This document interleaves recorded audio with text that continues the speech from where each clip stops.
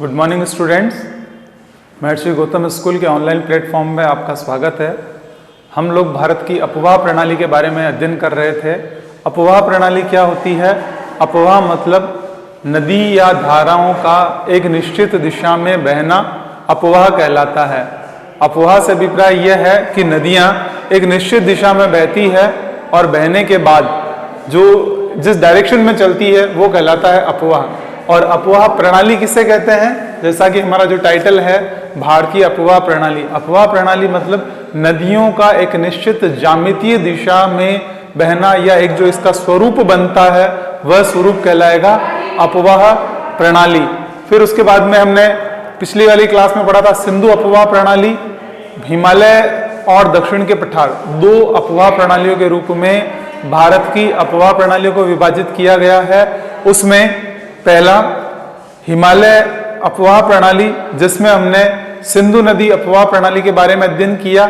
इसमें हमने ये पढ़ा कि सिंधु नदी का जो उद्भव होता है मानसरोवर झील के पास हिमनद से होता है और फिर यहाँ से ये बहते हुए भारत में आती है। भारत में बहने के बाद फिर इसकी सहायक नदियाँ चिनाब, रावी, ब्यास, सतलज इसमें मिलती है और इसके बाद ये पाकिस्तान में बहती है। तो इसका ये जो स्वरूप था, इसे अपवाह प्रणाली को हमने पढ़ा। आज हम जो अध्ययन करने वाले हैं हिमालय अपवाह प्रणाली की दूसरी प्रमुख नदी गंगा नदी। गंगा नदी की हम बात करें तो भारत में गंगा नदी को सबसे पवित्र नदी के रूप में माना गया है। अब ये गंगा का जो उद्भव होता है वो कहाँ से होता है? गंगा नदी का उद्भव भी हिमालय पर्वत से होता है और हिमालय पर्वत से सबसे पहले ये जो उत्तराखंड जो राज्य है, उत्तराखंड राज्य के उत्तरकाशी में गोमुख जिले से गंगोत्री हिमनद से इसका उद्भव होता है। तो हमें ये महत्वपूर्ण चीजें हैं, ये याद रखनी है। सबसे पहली चीज ये कि उद्गम यानी गंगा नदी का उद्भव कहाँ से होता है? ये होता है उत्तराखंड के गोमुख के पास में गंगोत्री हिमनद से। यानी हमें दोनों चीजें याद रखनी पड़ेगी कि गोमुख के पास में जो हिमनद है उसका नाम है गंगोत्री हिमनद। यहाँ से गंगा नदी का उद्भव होता है और इसके बाद में गंगा नदी मैदान की तरफ आती। इससे पहले यानी गंगा नदी जब गंगा कहलाती है, इससे पहले तो दो शाखाओं में ये ऊपर बहती है और फिर मिलती है देवप्रयाग में। भागीरथी और अलकनंदा, भागीरथी और अलकनंदा दो अलग अलग छोटी छोटी शाखाओं के रूप में नदियां आती है और देवप्रयाग यानी उत्तराखंड के देवप्रयाग में मिल जाती है। मिलने के बाद ये गंगा कहलाती है और गंगा फिर पहले पहाड़ी क्षेत्रों में विभिन्न जड़ी बूटियों वाले क्षेत्रों से बहती हुई हिमनद के रूप में, फिर जैसे ही नदी के रूप में, और ये मैदानी भागों में प्रवेश करती है ऋषिकेश से। ऋषिकेश, हरिद्वार, ये सब गंगा नदी के किनारे बसे हुए प्रमुख धार्मिक नगर हैं। फिर ये दो इसकी प्रमुख ये जो होती है देवप्रयाग में मिलती है, फिर गंगा कहलाती है। गंगा नदी की प्रमुख सहायक नदियां, गंगा नदी की प्रमुख सहायक नदियां दाईं और बाईं दोनों ओर से इसमें मिलती है। इसमें हम थोड़ा इसको मानचित्र के माध्यम से समझते हैं। जैसे ये हमारा भारत का उत्तरी भारत वाला हिस्सा केंद्र शासित प्रदेश के रूप में जो है जम्मू और लद्दाख। फिर इसके अलावा ये पश्चिमी मरुस्थलीय प्रदेश जो राजस्थान का हिस्सा है। उसके पश्चात ये कच्छ गुजरात वाला क्षेत्र और यहाँ ये अगर हम देखें तो ये हमारा पड़ोसी देश नेपाल। फिर ये इधर सिक्किम राज्य भारत का जिसकी राजधानी गंगटोक है, इसके पास में ये भूटान। भूटान के बाद में ये इधर अगर हम देखें तो ये बांग्लादेश। बांग्लादेश के बाद में ये यहाँ ये दक्षिणी भारत वाला भाग इसके अंतर्गत आ जाता है। दक्षिण वाले भारत के भाग की ये इस तरह से इसका पूरा विस्तार है और यहाँ ये हमारा पड़ोसी देश श्रीलंका। हम गंगा नदी को मानचित्र के माध्यम से भी समझने का प्रयास करते हैं। ये गंगा नदी यहाँ से जैसे ये निकलती उत्तराखंड के उत्तरकाशी में गोमुख से निकलती हुई यहाँ ये बहती है, फिर ये इस तरफ से जाती है और उत्तर प्रदेश, बिहार, पश्चिम बंगाल, फिर इधर से बांग्लादेश में यहाँ होते हुए फिर सुंदरबन का डेल्टा बनाती। अब इसकी जो सहायक नदियां हैं दोनों दिशाओं से इसमें मिलती है, इसकी बाईं ओर से, इसकी दाईं ओर से। तो दाईं ओर से जो इसकी मिलने वाली प्रमुख सहायक नदी है वो है यमुना नदी। फिर इधर दक्षिण के पठार से आने वाली टोंस और सोन नदी इसमें आके मिलती है। अब इसके अलावा बाकी जो नदियां, इसकी सहायक नदियां, जिसमें रामगंगा, वरुणा, गागरा, गंडक, कोसी, बासमती, बागमती, महानंदा, ये सब नदियां किधर से मिलती है?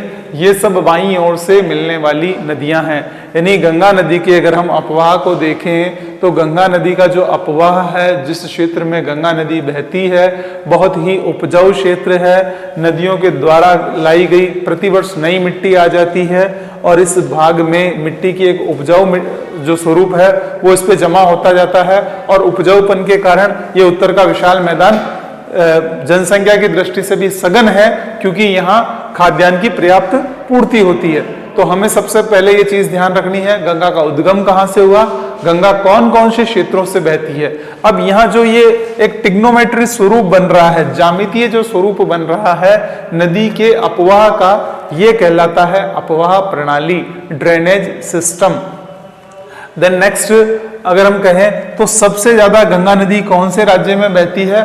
उत्तर प्रदेश राज्य में सबसे अधिक ये बहती है। फिर उसके बाद में ये पश्चिमी बंगाल में प्रवेश करती है। पश्चिमी बंगाल में प्रवेश करती है तो दो छोटी छोटी शाखाओं में विभाजित हो जाती है, दो वितरिकाओं में विभाजित हो। वितरिका मतलब नदी का अपनी दो शाखाओं में बट जाना।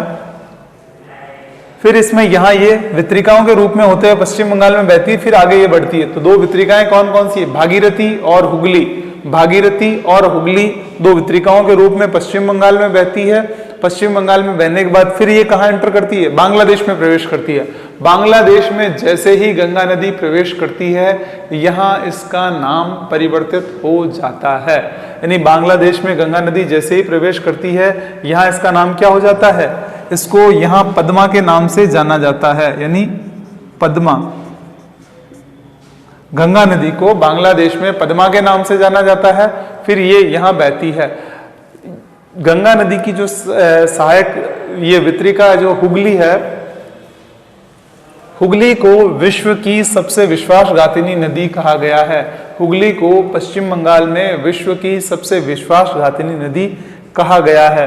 तो गंगा का उद्गम कहाँ से होता है? हिमालय के उत्तराखंड के उत्तरकाशी में गोमुख से गंगोत्री हिमनद से उद्भव होती हुई फिर ये ऋषिकेश से मैदानी भाग में आती है, हरिद्वार, फिर आगे वाराणसी और यहाँ बहती हुई उत्तर प्रदेश पार करके फिर बिहार, बिहार से पश्चिम बंगाल, पश्चिम बंगाल से बांग्लादेश और बांग्लादेश से होती हुई अंत में बे ऑफ बंगाल, बंगाल की खाड़ी में मिल जाती है। बंगाल की खाड़ी में मिलने से पहले गंगा नदी सुंदरवन का डेल्टा बनाती है। विश्व का सबसे बड़ा डेल्टा, सुंदरवन का डेल्टा गंगा नदी के मुहाने पर बना हुआ। मुहाना यानी वह भाग जिससे नदी समुद्र में प्रवेश करने से पहले विभिन्न वितरिकाओं में विभाजित हो जाती है और यहाँ इन क्षेत्रों में सुंदरी वृक्षों की प्रधानता होने के कारण इसे सुंदरवन का डेल्टा कहा जाता है। उसके बाद में हम नेक्स्ट जो रिवर है अपवाह प्रणाली की उसकी तरफ बढ़ते हैं। ब्रह्मपुत्र रिवर, ब्रह्मपुत्र सिस्टम, ब्रह्मपुत्र नदी तंत्र। सबसे पहले इसमें भी वही चीज है कि इसका उद्गम कहां से हुआ है? मानसरोवर झील के पास से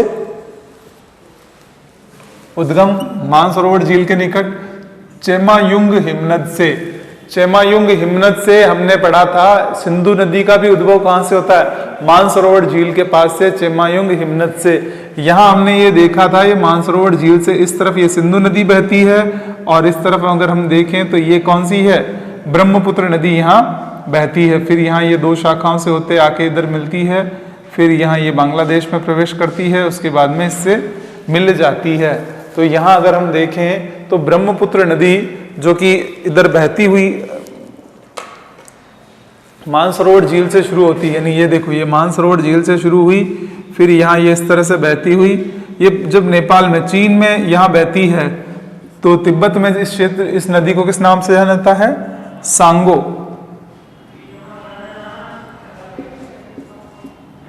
सांगपो या सांपू, सांगपो या सांपू नदी के नाम से जाना जाता है ये।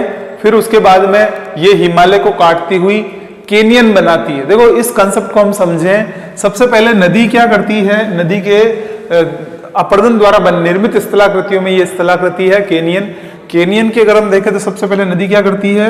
अपने किनारों को काटते हुए किनारों को कम काटती है और तली को ज्यादा काटती हुई कैसी बनाती है, वी आकार की घाटी बनाती है। वी आकार की घाटी का अगर हम कहें, इसका ये स्वरूप थोड़ा बड़ा हो जाता है, यानी इसकी गहराई बढ़ जाती है, तो बड़ी वी, इसको क्या कहते हैं, गार्ज। यानी यहाँ वी शेप्ड वैली, वी घाटी, वी घाटी से फिर बनता है गार्ज, और गार्ज के बाद भी अगर नदी और गहराई तक काटती जाए तो फिर किसका निर्माण होता है, कैनियन का, यानी जिसको महाखड्ड कहते हैं। यानी ये इस तरह से किनारे बहुत कम कटे रहते हैं और गहराई बहुत ज्यादा बढ़ जाती है, ये कहलाता है कैनियन। तो ब्रह्मपुत्र नदी क्या करती है, हिमालय में कैनियन का निर्माण करती है, फिर उसके बाद में बहती हुई, यहाँ से बहती हुई ये आती है और भारत में प्रवेश करती है। भारत में जो प्रवेश करती है तो मुख्य रूप से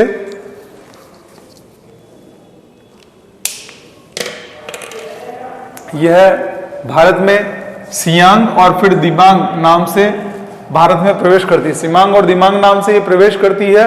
इसके बाईं ओर से अगर हम कहें तो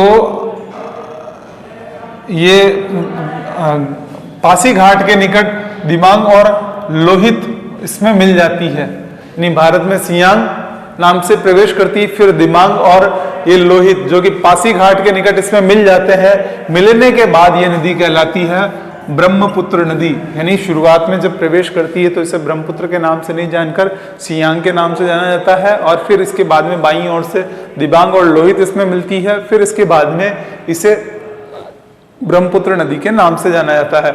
इसकी सहायक नदियां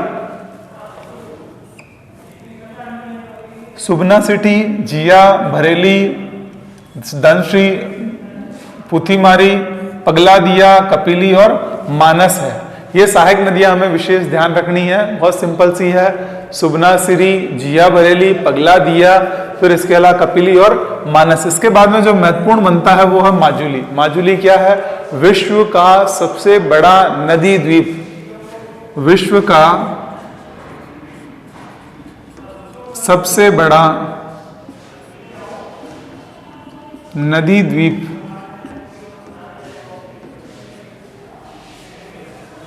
माजुली नाम से जाना जाता है। और यह माजुली द्वीप किस पे बना हुआ है, ये ब्रह्मपुत्र नदी पर बना हुआ द्वीप है। इसके बाद में ये माजुली द्वीप बनाती है, इसके पश्चात ये कहाँ प्रवेश करती है, बांग्लादेश में।